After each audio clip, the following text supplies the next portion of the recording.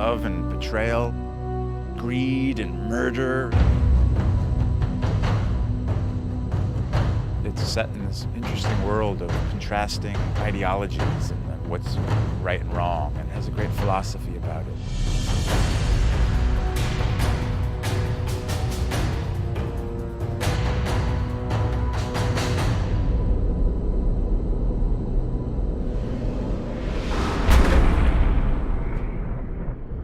Game of Thrones is about power struggles in a fantasy kingdom called Westeros, and it's about a struggle for the Iron Throne, which is the seat of power in this kingdom.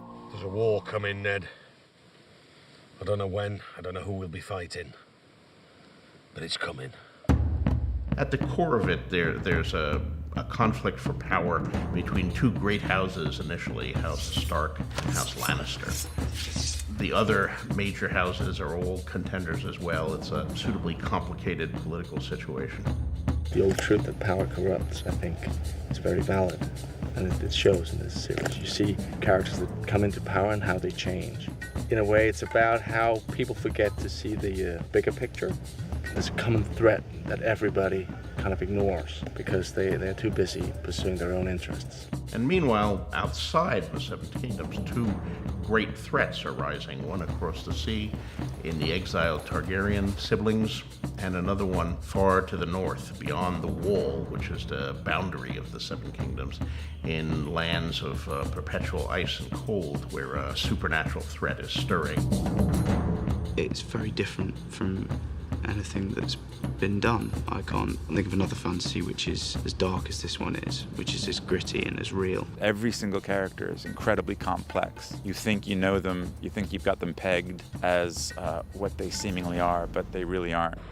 Is there someone in your service whom you trust completely? Yes. The wiser answer was no, my lord. It's not a good guys, bad guys story. It's a story where everybody is pursuing their own interest and everybody is following their own code, and it's about those interests and those ethics coming into conflict with each other, and it just provides a much richer story than the guys in white beating the guys in black. Lord Baelish, perhaps I was wrong to distrust you. Distrusting me was the wisest thing you've done since you climbed off your horse. It's quite a big, sprawling, epic kind of story, and fascinating characters, different characters, very rich, sort of tasty characters in there. You don't know who they all are and how they fit in. Shouldn't be out here, my lord. There's no telling who has eyes where. Let them look. So I've found it's very dense and it's very multi-layered. I think that's what I found quite intriguing and quite fascinating about this thing.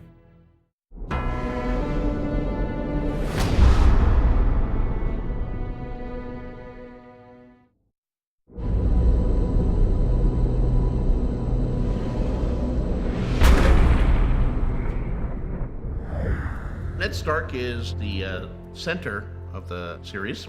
He's very realistic, quite a pragmatic character. This is fine work. It's not for sale. If his lordship wants the helmet, I made it for me. forgive him, my lord. There's nothing to forgive. He's principled, he has values, and above all, he's very loyal, you know, and that's something that he demonstrates on many occasions. You helped me win the Iron Throne, now help me keep the thing. We were meant to rule together. Ned is the Lord of Winterfell, and he's married to Catelyn Tully. Together they have a number of children. 17 years ago, you rode off with Robert Baratheon. You came back a year later with another woman's son. Jon Snow, he's of an age with Robb, the eldest son, and they're closest brothers. I would say Jon Snow is a young hero in a lot of ways. Well, Lord Snow, it appears you're the least useless person here. Personally, I think there's a hell of a lot of inner turmoil if he's fighting between his ambition to be someone and to make a mark on things. I'm ready. You're not going. You're no ranger, chap. Here. The man gets what he earns. When he earns it. His ambition can and does make him do quite extreme things. The Lannisters are the Queen's family. Robert Baratheon, the king, wed the daughter of another Grace House, Cersei Lannister. She is the queen of the Seven Kingdoms. She's quite tricky, layered, and power mad. She's smart and political. She has a very hard time trusting anyone. You're just a soldier, aren't you? You take your orders and you carry on. I was also trained to kill my enemies, Your Grace. As was I. There's a definite sense with Cersei that if it will further her game of power, she'll get rid of anybody. It doesn't really matter. Jaime, her twin brother, is one of the members of the King's Guard. It would be good to have you on the field. The competition has become a bit stale. I don't fight in tournaments, because when I fight a man for real, I don't want him to know what I can do. He is a soldier, and he doesn't care about the politics. He knows the game, and he does not want to be directly involved in it. Cersei and Jaime also have another brother, Tyrion Lannister. Tyrion Lannister, because of his size, has had a very complicated upbringing in relation to his father and his sister. He's very well read. He gets 0 powers with physical defenses, so he has to defend himself with his wit and charm. Why'd you read so much?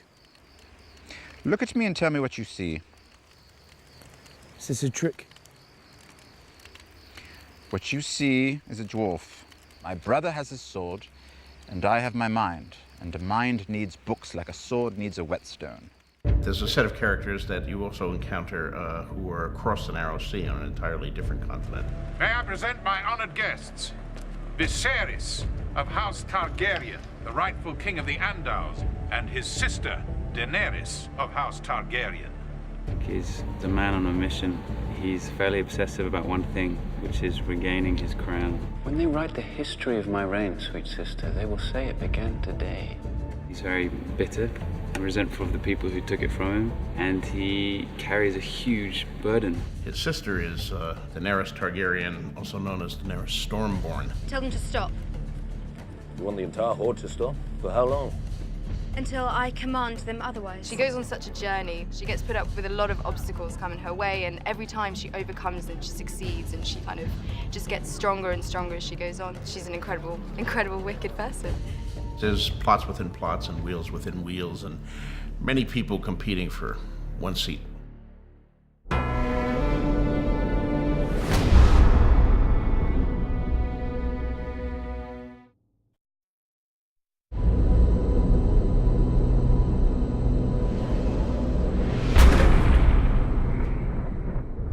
Going into this, it's always been something very important to us, that things never look fake. For us, it's more about creating this world and making it an authentic and believable world, but it's not our world. We were lucky enough to have the help of a tremendously gifted art department. I'm responsible for the look of the show, from the kind of the floor to the sky. I'm working out what the CGI is going to be, the whole look of it from there downwards, so that we have a complete look to the series. You've got to create a world from scratch that feels like you're in a different time and different place. So it's creating different environments that work, that feel real but don't feel like, you know, either contemporary or known periods. That's the main thing. The biggest challenges have been, I guess, the scale of the event. We've created very high standards for ourselves. It's a lot of bits to this, and it just has been a lot of stuff to pull together. Gemma Jackson really ranged far and wide to find the artistic resources and the stylistic resources to give us a world we haven't seen before. There's an Arctic wasteland, which is very far north, and you go all the way to a more desert wilderness and everything in between. Our brief was to try to combine interesting visual elements from a lot of different societies and periods. So we spent a lot of time researching medieval Europe. We looked at Oriental influences, we looked at Asian influences, we looked at the subcontinent, we looked at African influences. We tried to find references from a lot of different civilizations in different times and combine them. You try and create a world that's based in real physics, even if it's fantasy. There has to be a reality to it, or it will just look like a set. So you're always trying to think, right, how would these people live? What would they need? Why would they put things where they do? How would it be? I think the approach we want to take is that, yes, it is fantasy, but it's very grounded in reality. And I think we want to make it as real as possible. And that's the same approach we're taking with absolutely everything. And I think as the series goes on, you'll see the great difference between the 4 worlds in which the series inhabits. So it's very important that it have a completely different look, and that the light be different, and the topography.